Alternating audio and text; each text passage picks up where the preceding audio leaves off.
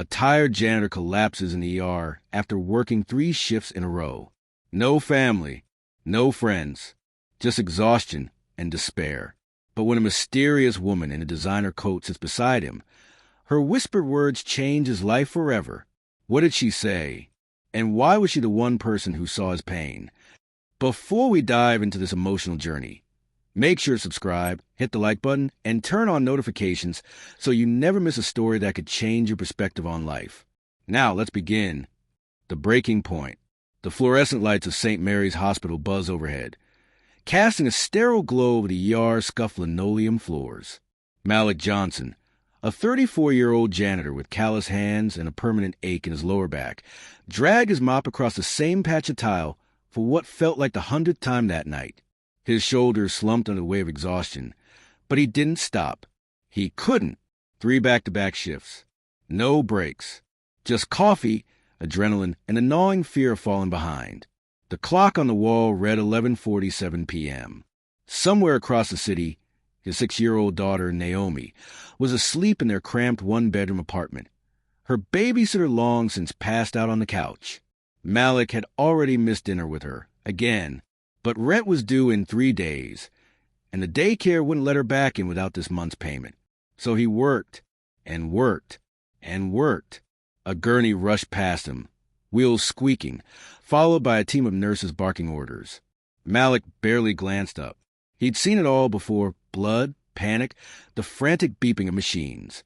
He wasn't medical staff, but in a way, he was part of the hospital's heartbeat, the invisible force that kept things clean, orderly, functioning. And yet, no one really saw him. His vision blurred suddenly. He blinked hard, gripping the mop handle like an anchor. The room tilted slightly, and for a second, he thought he might just be lightheaded from hunger. He hadn't eaten since when? That morning? A granola bar, maybe. Then his knees buckled. The mop clattered the floor, the sound echoing too loud in his ears. He reached out, grasping at the edge of a nearby gurney, but his fingers slipped. The ground rushed up to meet him. Voices, distant at first, then sharp. "We need help over here." Hands rolled him onto his back. Bright light stabbed at his eyes. A nurse, young, with dark hair pulled into a messy ponytail, leaned over him, her fingers pressing against his wrist. "Can you hear me? What's your name?" Malik tried to answer, but his tongue felt thick, useless. The edges of his vision darkened. BP's dropping. Get a line in him now. He felt the cold sting of an informed needle, the pinch of a blood pressure cuff tightening around his arm. The world faded in and out. Malik Johnson, 34. No known allergies. No emergency contacts listed. The words floated through his mind as if someone else was speaking them. No emergency contacts. Because who would he list? His parents were gone. His ex hadn't spoken to him in months. And Naomi was just a child. He was alone. When he finally swam back to consciousness, the ER was quieter. The chaos had moved elsewhere. He lay in a curtained-off bay and poured dripping fluids into his arm, the steady beep of a heart monitor the only sound.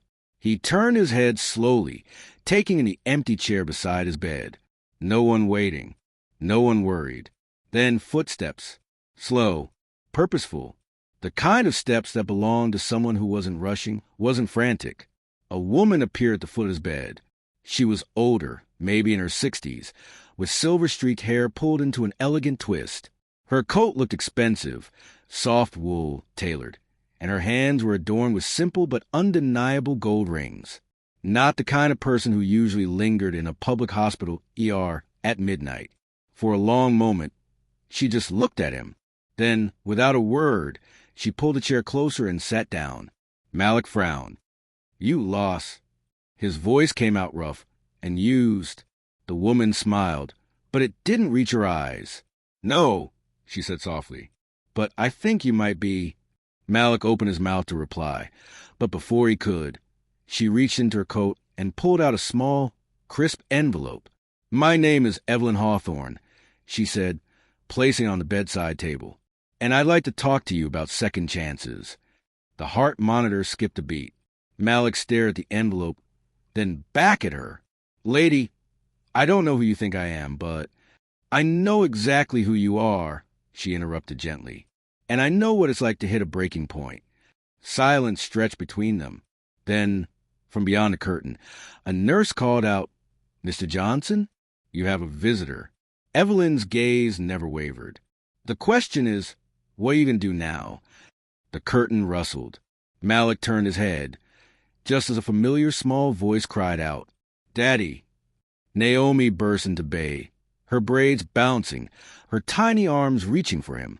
Behind her, the exhausted babysitter hovered, wringing her hands. I'm so sorry, the sitter stammered. She wouldn't stop crying for you. The hospital called when you were admitted, and she... Malik barely heard her. He was too busy pulling Naomi into his arms, her small body trembling against his chest. When he looked up again, Evelyn was gone, but the envelope remained, and inside it a single check for $50,000. The woman in the coat, Malik's fingers trembled as he held the check, the numbers glaring up at him like some kind of cosmic joke. $50,000. More than he made in a year. More than he'd ever had at once in his entire life. Naomi shifted in his lap, her small fingers tugging at his hospital gown. Daddy, why are you crying? He hadn't even realized he was. He swiped a hand over his face, forcing a smile. I'm not, baby, just tired. But the truth was, he didn't know what he was feeling. Anger? Disbelief? Fear? Who was Evelyn Hawthorne? Why had she done this? And what did she want from him? The babysitter, Marisol, hovered awkwardly near the curtain. The nurses said you fainted from exhaustion. You need to rest. Malik barely heard her. His mind raced. Was this a trick? A scam? Had someone put her up to this? He'd heard stories. Wealthy people testing the poor, filming their reactions for some sick entertainment. But the check felt real. The weight of it in his hand. The crispness of the paper. Who was that lady? Naomi asked, her big brown eyes curious. I don't know, baby, Malik admitted, but he intended to find out. 2 days later, Malik sat on the edge of his couch, staring at the check on the coffee table. He hadn't deposited it, hadn't even moved it from where he'd placed it after leaving the hospital. He'd Googled Evelyn Hawthorne, billionaire widow, philanthropist, wife of the late Charles Hawthorne, founder of one of the biggest tech firms in the country. There were pictures of her at galas, in boardrooms, shaking hands with politicians. None of it explained why she'd been in a public hospital at midnight, or why she'd given him money. His phone buzzed. A text from his supervisor at the hospital. You better be here tomorrow, Johnson. No more call-outs. Malik exhaled sharply. He couldn't afford to lose his job, but he also couldn't shake the feeling that this check, this moment, was some kind of turning point. Naomi padded into the living room, clutching her stuffed rabbit. Daddy, can we get pizza tonight? He hesitated. $50,000 could buy a lot of pizza, a lot of everything. But something stopped him from saying yes. Not tonight, baby, he said softly, but soon. Then, before he could second-guess himself, he picked up his phone and dialed a number printed on the check's memo line. It rang twice before a smooth, professional voice answered. Hawthorne Foundation. How may I direct your call? Malik's throat tightened. I need to speak to Evelyn Hawthorne. A pause. May I ask who's calling? Malik Johnson. She gave me something. I need to talk to her. Another pause. Then 1 moment, please. The whole music was classical, something with violins. Malik's knee bounced nervously. Then, a click. Mr. Johnson. Evelyn's voice was calm, unsurprised, like she'd been expecting his call. Why did you do this? Malik asked, the words tumbling out before he could stop them. I don't even know you. A soft sigh on the other end of the line. No, you don't. But I know what it's like to be where you are. Where I am. Malik let out a bitter laugh. Lady, you're a billionaire. You don't know anything about where I am. Silence. Then, I was 24 when I had my daughter, Evelyn said quietly. Her father left before she was born. I worked 2 jobs, slept 4 hours a night, and still couldn't always afford diapers. Malik's grip on the phone tightened. One night, I collapsed at work, just like you did. A stranger paid my hospital bill, gave me enough to get back on my feet. She paused. This is me returning the favor. Malik swallowed hard. It's not that simple. It never is, Evelyn agreed, which is why I'd like to meet with you. Properly. Why? Because money isn't the answer, Mr. Johnson. It's just the start. Naomi tugged at his sleeve, whispering, Daddy, who is that? Evelyn heard her. Bring your daughter, she said. Tomorrow, 10 a.m. The address will be texted to you. Then, before Malik could respond, the line went dead. He stared at the phone, his heart pounding. Naomi blinked up at him. Are we in trouble? Malik pulled her close, pressing a kiss to the top of her head. No, baby, he murmured. But I think we're about to find out what happens next. The check still lay on the table. And for the first time, Malik let himself wonder, what if he did cash it? The hidden truth. The Hawthorne Foundation headquarters loomed before them, a sleek, modern building of glass and steel, towering over downtown Chicago. Malik tightened his grip on Naomi's hand as they approached the entrance, his stomach twisting with every step. Daddy, is this a castle? Naomi whispered, her eyes wide as she took in the soaring architecture. Malik forced a smile. Something like that. The lobby was all marble floors and hushed voices, the air smelling faintly of expensive perfume and freshly brewed coffee. A receptionist glanced up as they entered, her polished smile never wavering. Malik Johnson? She asked, though he hadn't given his name. Mrs. Hawthorne is expecting you. Elevator to the 42nd floor. Naomi pressed close to his side as they stepped into the elevator, her small fingers clutching the hem of his jacket. The door slid shut with a whisper, and Malik watched the numbers climb. 20, 30, 40. His pulse climbing with them. What was he doing here? The elevator dinged.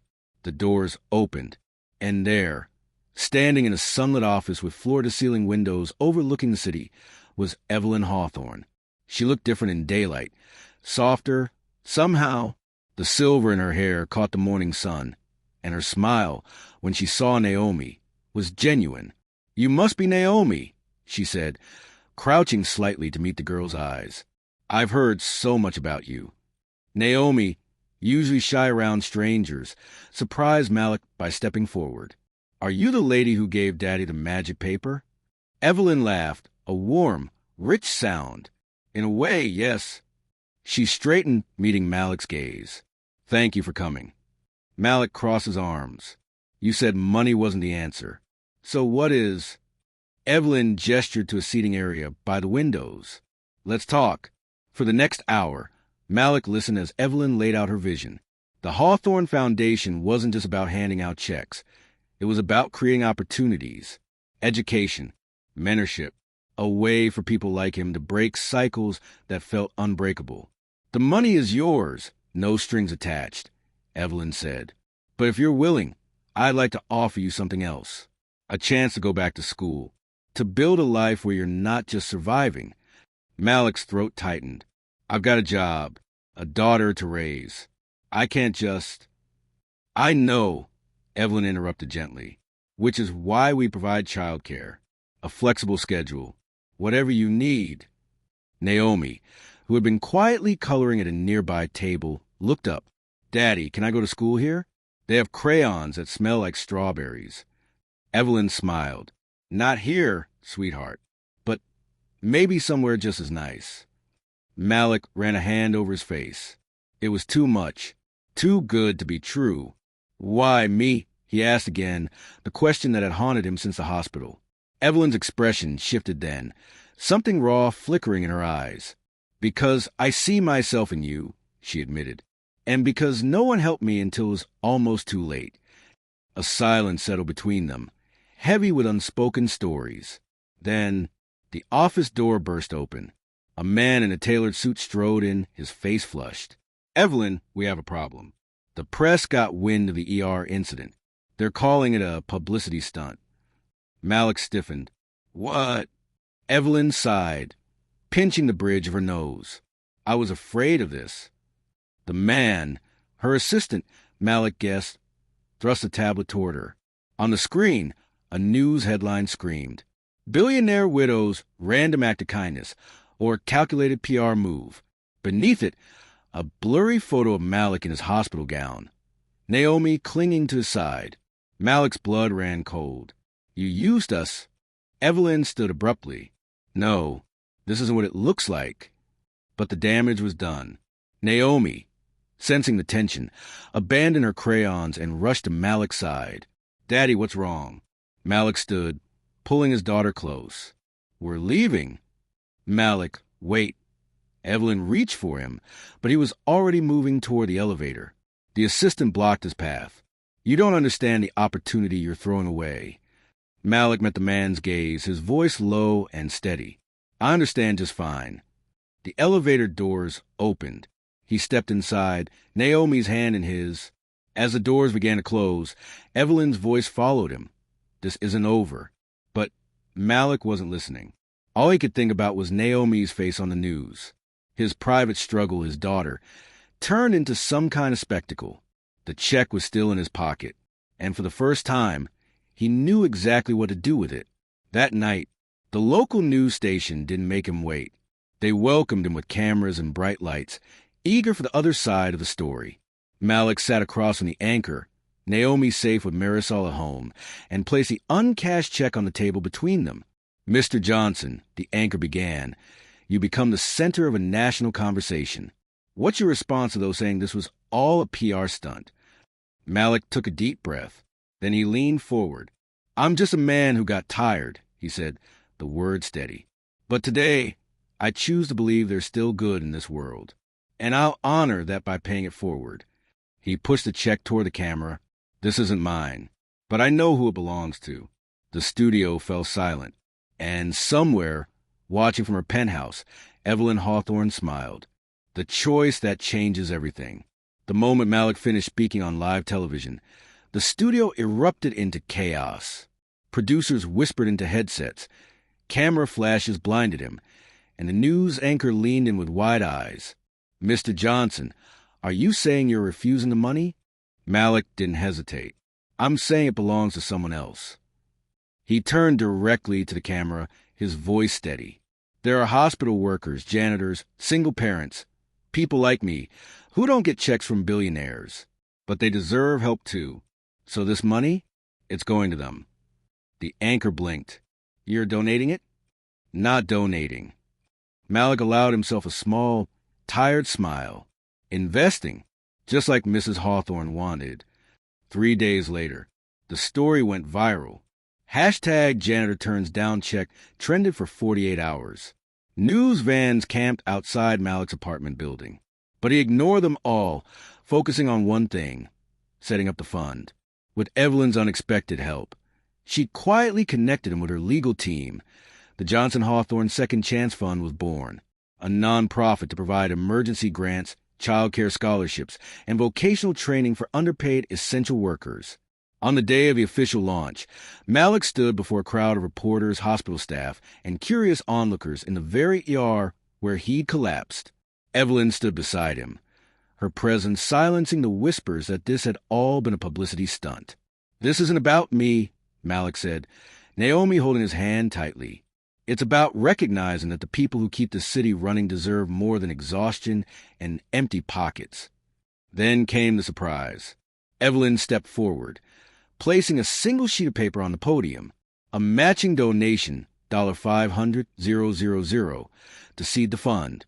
"Some called this a stunt," she said, her voice carrying across the silent room.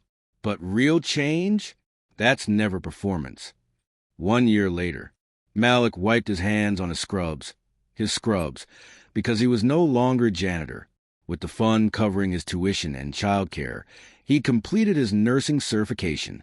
Now, he worked a night shift in the same ER where his life had changed.